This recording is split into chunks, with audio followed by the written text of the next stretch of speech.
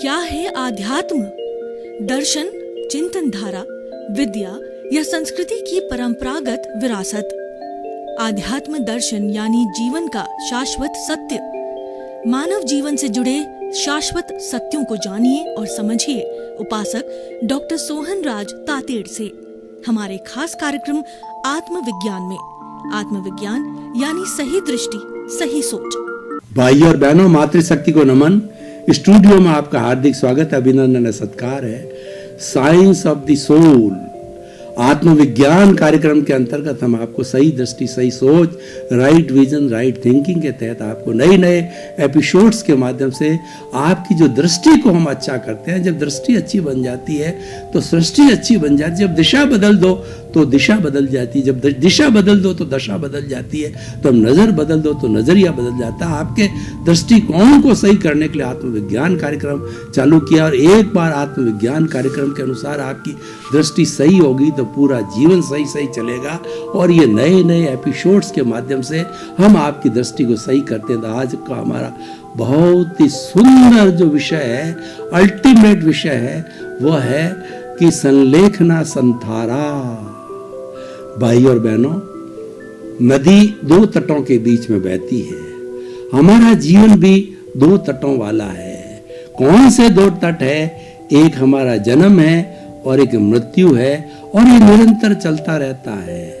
आज जो जन्म है उसका नेक्स्ट पक्ष मृत्यु है, और मृत्यु से जुड़ा हुआ ही जीवन है, वापस जन्म है। क्योंकि मृत्यु होते ही तुरंत नया जीवन धारण हो जाता है, और ये 84 लाख जीवा योनि का भव भवांतर तक चलता रहता है। क्यों चलता है? कि हमारा जो कार्बन शरीर है, जिसमें हमने कर्मों का संचय किया है, यही करवा रहा है। राग द्वेषी कर्मों का बंधन करता है और राग द्वेषी कर्मों का बंधन का भुगतान कराता है। इसीलिए राग द्वेष को जीत लेते हैं, यानी कार्बन शरीर को शुद्ध कर देते हैं, जितेंद्रिय बन जाते हैं। तो जितेंद्रिय बनने के बाद में हम परमात्मा बन जाते हैं। हमारे कोई कर्म शेष नहीं रहता है। तो इन सब कर्मों को खपाने का हमारा जीवन का लक्ष्य होता है। अब देखिए कि जब मनुष्य का जन्म, जब बच्चे का जन्म होता है तो बड़ा उत्सव मनाया जाता है, बड़ी खुशी होती है। तो हमको दूसरा जो पक्ष है, मृत्यु है, उस वक्त भी हम खुशी क्यों न मनाएं? हम मृत्यु का वर्ण क्यों न करें? हम एकांगी क्यों बने कि जन्म के समय तो हम खुश रहे और मृत्यु के समय हम उदास हो, दुखी हो। और मृत्यु का जो दूसरा पक्ष है, वापस जन्म है। तो ये एक दूसरे से जड़े हुए, और जो हम जन्म लेके आए हैं वो मृत्यु होने के बाद में जन्म होता है, और उसमें कोई समय नहीं लगता है। व्यक्ति की मृत्यु होते ही अधिकतम 4 समय के अंदर वो जन्म ले लेता है। एक समय हम पलक झपते हैं, जो असंख्य समय चले जाते हैं। यानी नेग्लिजिबल टाइम के अंदर आत्मा जो है कहीं भटकती नहीं, कि रुकती नहीं है। नेग्लिजिबल टाइम के अंदर अगले आयुष्य के अनुसार है वो जन्म ले लेती है। तो हमको जन्म का उत्सव मनाते हैं तो मृत्यु का भी उत्सव मनाना चाहिए। जे कम्मे सूरा से धम्मे सूरा। जो कर्मवीर होते हैं वही धर्मवीर होते हैं। जो पुरुषार्थी होते हैं वह बड़े बड़े युद्ध करते हैं। उसी तरीके से जो धर्म का युद्ध करने वाला धर्मवीर होता है, और जो धर्मवीर होता है वो मृत्यु का आलिंगन करता है।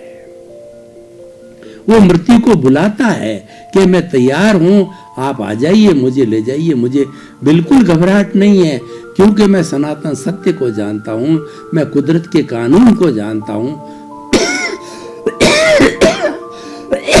मैं अल्टीमेट ट्रुथ को जानता हूं कि मेरा जन्म हुआ है तो मृत्यु निश्चित है। हर संजोग के साथ में वियोग जुड़ा हुआ रहता है।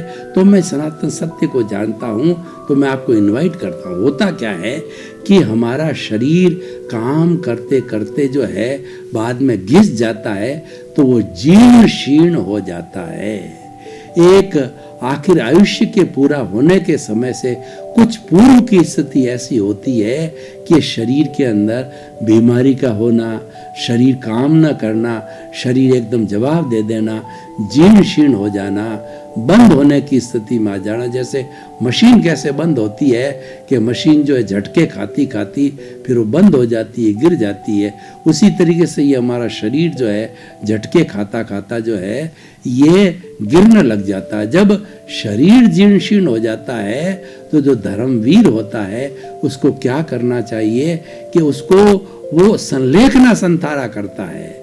वह उसको मालूम पड़ जाता है शरीर सहयोग नहीं कर रहा है और उसका पुरुषार्थ बड़ा होता है। तो पुरुषार्थ बड़ा होने पर क्या करेगा वह कि पहले जो है संलेखना चालू करेगा।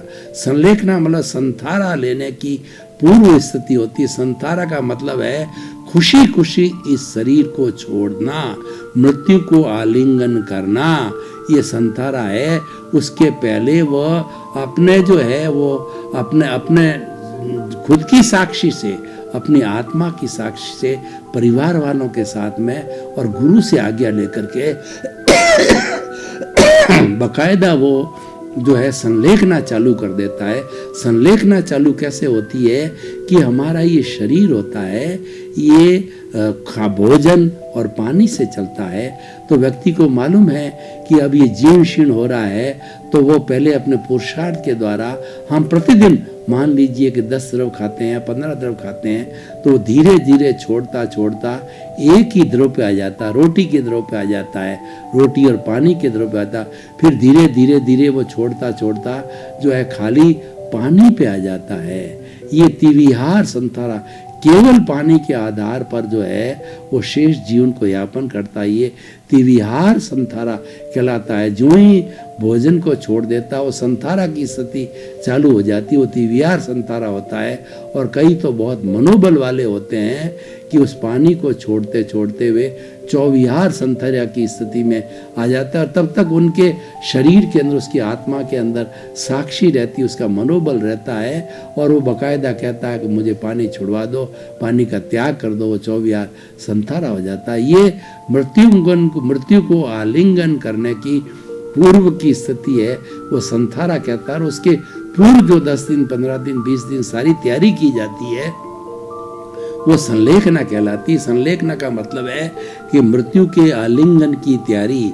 संथारा का मतलब है कि स्वेच्छा से मृत्यु को समर्पित हो जाना। तो इसीलिए संलेखना संथारा ये आत्महत्या नहीं है। कुछ लोग इसके भाव को नहीं समझते उसको आत्महत्या का दर्जा देते हैं कि वह उस व्यक्ति को मारने की प्रक्रिया है।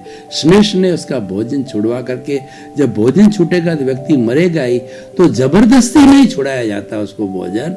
उसकी आत्मा की साक्षी से, उसके स्वयं के द्वारा है, निवेदन किए जाने पर उसके परिवार के सदस्य या उसकी गुरु की आज्ञा से जो है वो छुड़ाया जाता है। तो इसलिए ये आत्महत्या नहीं है, ये तो मृत्यु का आलिंगन है।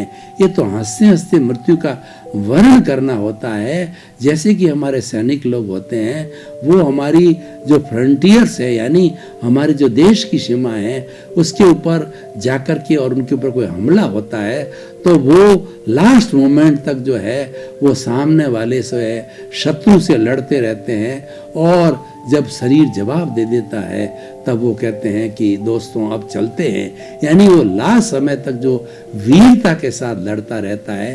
तो ये जो है ये भी जो है मृत्यु का आलिंगन करने वाला ये भी वीर है। वो लास्ट समय तक मृत्यु से फाइट करता है और बड़ी हंसी खुशी फाइट करता है, आत्मीयता से फाइट करता है, अपनी इच्छा से करता है। कोई उसके पीछे प्रलोभन नहीं है, उसके पीछे कोई दबाव नहीं है कि किसी दबाव में आकर वो कर रहा है, फोर्स के तहत में किया जाता है। तो ये एक धार्मिक विधि है और ये जैन धर्म के अंदर बहुत अच्छी तरह से विधि चलती है। तो हमारे जो विनोबा भावे थे उन्होंने भी अंतिम समय के अंदर संलेखना संथारा किया था। ऐसे बहुत से महापुरुषों के उदाहरण मिलते हैं और जैन धर्म के जितने भी अच्छे अच्छे श्रावक होते हैं और वो आचार्य होते हैं इसको बहुत अच्छा मानते हैं। ये भी एक मनोरथ है। ये मनोरथ क्या है कि जीवन के अंदर 3 मनोरथ है। पहला मनोरथ ये है कि मैं सब जो है जितने भी मेरी ये धन संपत्ति है इसकी सीमा करके कब अच्छा श्रावक बनूंगा। और दूसरा मनोरथ ये है संपूर्ण संपत्ति को मैं छोड़ करके कब साधु सन्यासी बनूंगा। और तीसरा श्रावक का मनोरथ होता है कि मैं कब मृत्यु का आलिंगन करूंगा, मृत्यु को बुलाऊंगा और राजी खुशी जो है उसे आलिंगन करके और वीरता के साथ के अंदर वो मैं मृत्यु को समर्पित हो जाऊंगा, राजी खुशी चला जाऊंगा। ये सारा संलेखना संथारा है। तो कई लोगों ने अभी क्या है कि इसके ऊपर रिट लगाई और ये कोर्ट के अंदर केस लड़े कि ये तो आत्महत्या है। तो उसके सामने दलीलें की गई कि ये तो एक धार्मिक स्वतंत्रता है, अपनी आत्मशुद्धि का जरिया है, अगले पे कोई फोर्स नहीं डाला जाता है, कोई दबाव नहीं डाला जाता। क्यों दबाव डालेगा? संलेखना संथारा करने वाला जो है 15 दिन 25 दिन महीना भर 2-2 महीने निकाल देते हैं, वो धीरे धीरे छोड़ते हैं, वो तो नियोजित रूप से छोड़ते हैं और इसको एक साधना का रूप देते हैं कि मैंने हंसी खुशी जन्म लिया है तो मृत्यु भी हंसी खुशी में इसको आलिंगन करूं। और कई तो ऐसे श्रावक लोग होते हैं लास्ट अंतिम समय में अपने गुरु से आज्ञा करते हैं कि मेरा ये जीवन धन्य हो जावे तो मुझे जो है साधु या साध्वी दीक्षा दे दो। साधु साध्वी दीक्षा देने पर वो जीवन धन्य हो जाता है कि वह सन्यासी के रूप में शरीर को छोड़ता है तो और धन्यता को महसूस करता है। तो इसलिए भाई और बहनों, ये संलेखना संथारा, इस पे कोर्ट केस पे बहुत विवाद चले और विवाद के बाद कई दलीलों के बाद में इसको जजमेंट दिया गया है कि आत्महत्या नहीं है। सुप्रीम कोर्ट तक ये मामला गया। उसमें कहा कि अगला जो कर रहा है वो तो अपनी आत्मा की साक्षी से कर रहा है, वो तो राजी खुशी से कर रहा है, कोई इस पे आत्महत्या तो क्या है कि मतलब जो है आत्महत्या किसी व्यक्ति को जहर दे दिया जाता है, वो उसका जो है वो उसको मार दिया जाता है, वो आत्महत्या है। और कोई भी व्यक्ति स्वयं आत्महत्या कर लेता है, मान लो जहर वगैरह खा के, वो चीज़ तो दूसरी है। लेकिन कोई दूसरा उसको थोप करके इसकी हत्या नहीं कर रहा है, किसी शस्त्र के द्वारा कोई जहर दे करके वो नहीं है। ये तो अपनी स्वयं की साक्षी से है, अपनी इच्छा अनुसार है, बिना किसी दबाव से इसको उस श्रेणी के अंदर नहीं लिया जाना चाहिए। तो भाइयों और बहनों, ये संलेखना संथारा का विषय क्यों लिया गया है? इस विषय को लेने का कारण ये है कि जब हम अपने जन्म का महोत्सव मनाते हैं तो मृत्यु का महोत्सव क्यों न मनावे?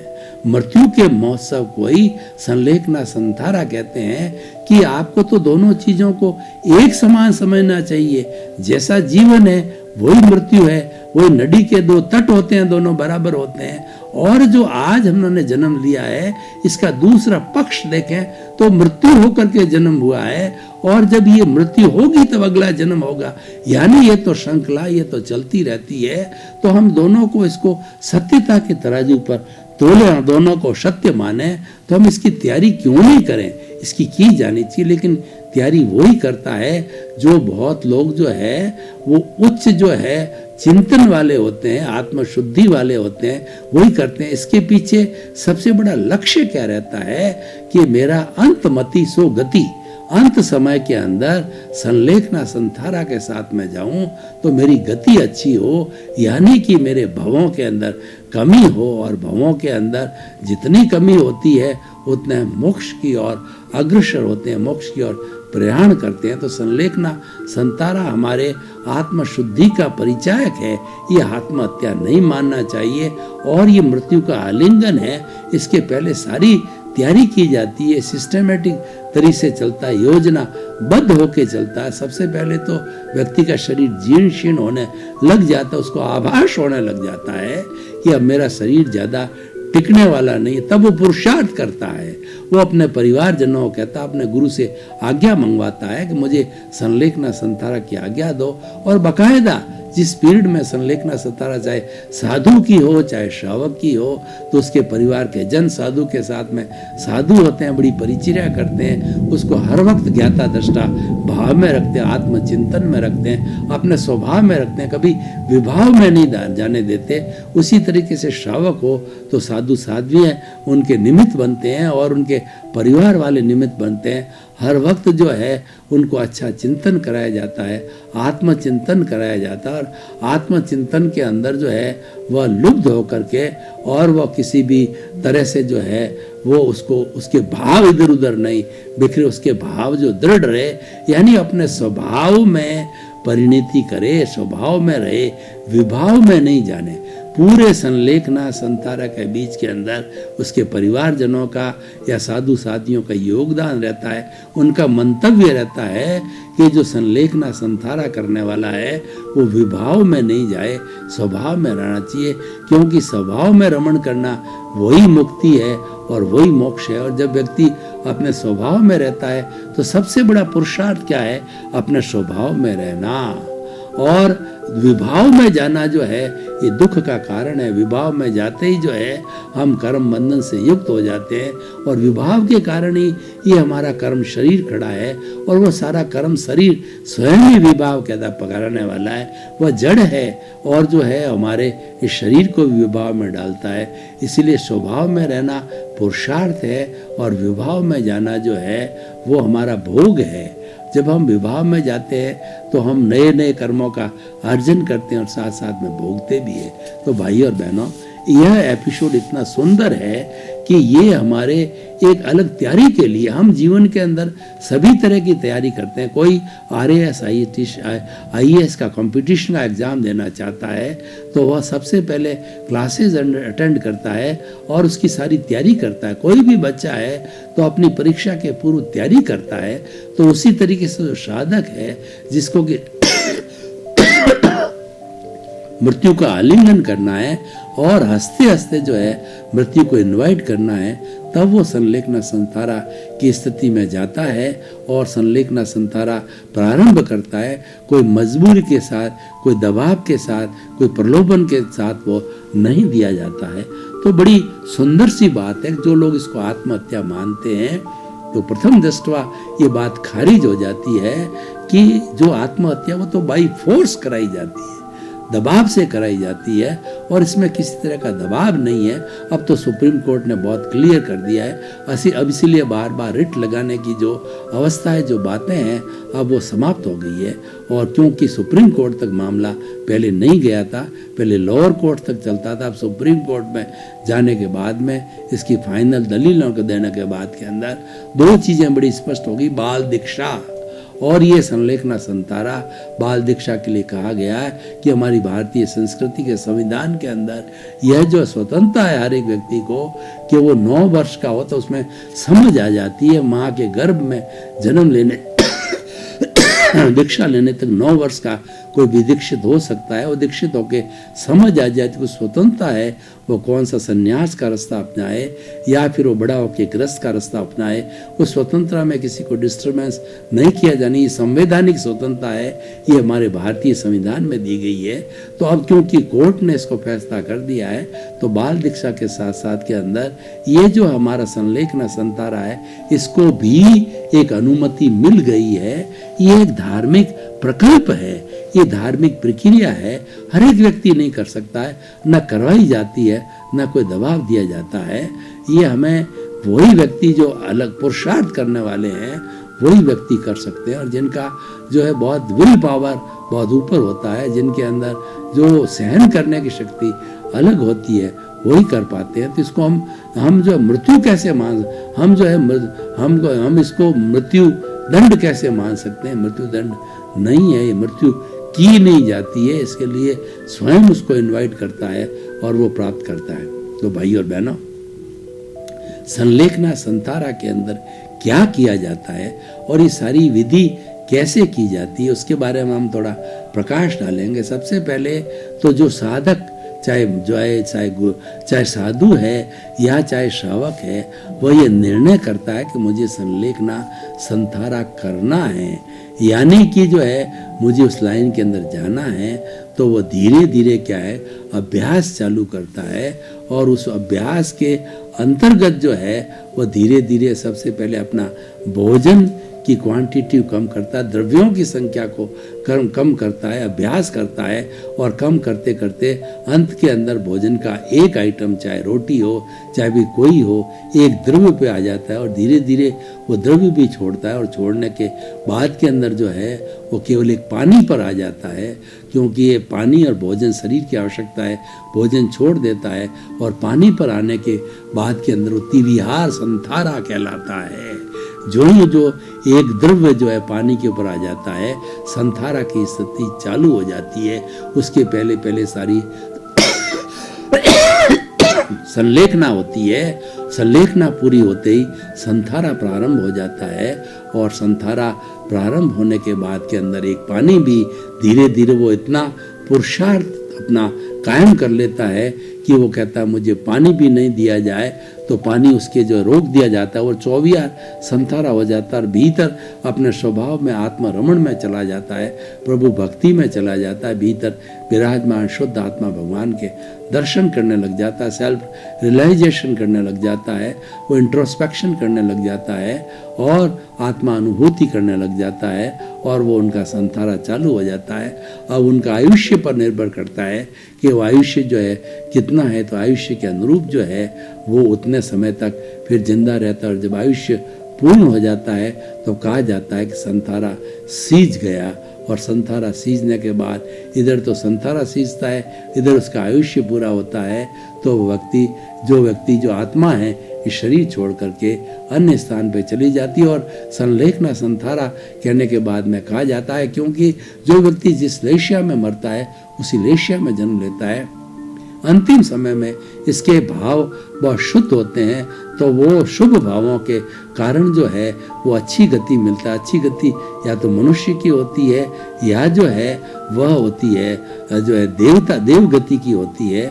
और अभी जो है वो अगर व्यक्ति बहुत ज़्यादा शुभ भावों का है तो वो सिमंदर स्वामी के पास में जो महाविद्य क्षेत्र है उसमें भी जन्म लेकर के और वो अपने 1-2 भाव मनुष्य के पूरे करके सिद्ध बुद्ध मुक्त हो सकता है। हमारे इस भरत क्षेत्र के अंदर अभी जो है वह मोक्ष खुला नहीं है, यानी केवल ज्ञान पॉसिबल नहीं है, इसीलिए यहाँ पर तो जो है समय लगता है, या तो जो मनुष्य गति होगी या फिर जो है वो देव गति होती है, अच्छी गति के अंदर जाता है। तो ये भी एक मनोरथ है, ये एक तैयारी है, जैसे कि हम दूसरी चीज़ों की तैयारी करते हैं, तो मृत्यु के आलिंगन की तैयारी है, मृत्यु को इनवाइट किया जाता है। ये बहुत बड़ा जो है वह अपने आप में एक पुरुषार्थ का कार्य है, बड़ा अपने आप में एक वीरता का कार्य है, क्योंकि भोजन को छोड़ना ये साधारण कार्य नहीं है। भोजन छोड़ते ही शरीर जीर्ण शीर्ण चालू हो जाता है, लेकिन फिर भी जो है इसको करने वाले वो धर्मवीर होते हैं, क्योंकि उनका जो है अर्थ स्पष्ट होता है, उनका चिंतन स्पष्ट होता है कि मुझे अच्छी गति मिले, और मैं जब भी शरीर छोड़ूं तो शरीर छोड़ने के साथ साथ के अंदर मैं वेद विज्ञान को करूं, आत्मस्थ होकर के शरीर को छोड़ूं। ऐसा नहीं कि मैं विभाव में रह करके शरीर छोड़ूं। विभाव क्या होता है, इधर तो ऊपर डॉक्टर का जो है ड्रिप चढ़ रहा है, और इधर वो जो है वो सारा इंस्ट्रूमेंट्स है, उसके तहत जो है वो एकदम बेहोश की स्थिति में हो और उसको कोई चीज़ मालूम ही नहीं पड़े, तो वैसी स्थिति साधक होता है कि वो मुझे वैसी स्थिति नहीं चाहिए, मुझे तो ऐसी स्थिति आनी चाहिए कि उस स्थिति में मैं अपने आप को स्वभाव में रमण करता हुआ देखूं। और ये स्थितियां जिसमें स्वभाव यानी व्यक्ति को उस चीज़ का मालूम ही नहीं पड़ता है, तो विभाव की स्थिति में है, तो संलेखना संथारा करने वाला कभी भी विभाव की स्थिति के अंदर नहीं जाना चाहता है, वो हमेशा स्वभाव में ही रहना चाहता है, इसीलिए वह संलेखना संथारा करता है। अब देखिए, संलेखना संथारा जो है ये एपिसोड हम हर व्यक्ति के लिए कोई अलग से जनरलाइज नहीं कर सकते हैं, ये तो बहुत उच्च विषय है, और ये तो उन लिमिटेड लोगों के लिए है जो मृत्यु का आलिंगन करते हैं, क्योंकि आदमी को सबसे ज़्यादा भय लगता है वो अपने मृत्यु का लगता है। जब मृत्यु की बात सुनता है तो भयभीत हो जाता है, क्योंकि इस जगत का हर प्राणी, छोटा से छोटा और बड़ा से बड़ा प्राणी जो जन्म लेता है वो जीना चाहता है और वो सुख चाहता है, मरना कोई नहीं चाहता है। मरना तो बिरले पुरुष होते हैं जो कि बहुत शूरवीर होते हैं, कर्मवीर होते हैं, धर्मवीर होते हैं, जो कि मृत्यु का आलिंगन करते हैं। और मृत्यु का आलिंगन करने वाले, राजी खुशी जो आलिंगन करने वाले, वही जो है संलेखना संथारा करते हैं। तो इस दृष्टि से ये सारा विषय एक एक्सक्लूसिव विषय है, इस विषय की अपनी उपयोगिता है, और जो धर्मवीर होते हैं वो इसका जो है उपयोग करते हैं। कोई न कोई चीज़ हमारी समाज के अंदर होनी चाहिए कि उसको लोग जो जब हो ही नहीं, चर्चा ही नहीं, तो उस अच्छी चीज़ को व्यक्ति कैसे जो व्यवस्थित कर सके। और संलेखना संथारा जो कोई भी व्यक्ति करता है, चाहे वो श्रावक है साधु है उस पर पूरा ध्यान देना चाहिए कि उसका मन कहीं उधर भटके नहीं। मन जो है आत्मा में स्थिर रहे, स्वभाव में स्थिर रहे, उसको विभाव में जाने की कोई भी स्थिति जो है आनी नहीं चाहिए। ये जो ऊपर वालों को ध्यान रखना जरूरी होता है। और कई लोग भाग्यशाली होते हैं और गुरु का उन पर आशीर्वाद होता है, तो गुरु से जो है वो आज्ञा मंगवा कर वो है उस समय में साधु जीवन भी को भी स्वीकार कर सकता है। साधु साध्वी बनने के बाद में बाकायदा वो अपना घर छोड़ देता है और साधु साध्वी समाज है वो उनको समर्पित कर देते हैं। भाई और बहनों, आपका बहुत बहुत धन्यवाद। आप जो है आत्मविज्ञान कार्यक्रम बराबर देख रहे हो, देखते रहना चाहिए। आत्मविज्ञान कार्यक्रम में हम आपको नए नए सूत्र और नई नई बातें आपको जो है पॉजिटिव थिंकिंग देते हैं, आपकी नेगेटिव थिंक को तिरोहित करते हैं, ताकि कि आपका जीवन धन्य बनता है, आपको सम्यक दर्शन मिलता है, राइट विजन मिलता है। और हमारा उद्देश्य सर्वे भवन्तु सुखिनः सर्वे भवन्तु निरामया। इसी क्रम में आपका जीवन आनंदमय हो, मंगलमय हो, सुखमय हो, धर्ममय हो, आपके प्रति मंगल हो। आत्मविज्ञान में आत्मविज्ञान यानी सही दृष्टि, सही सोच।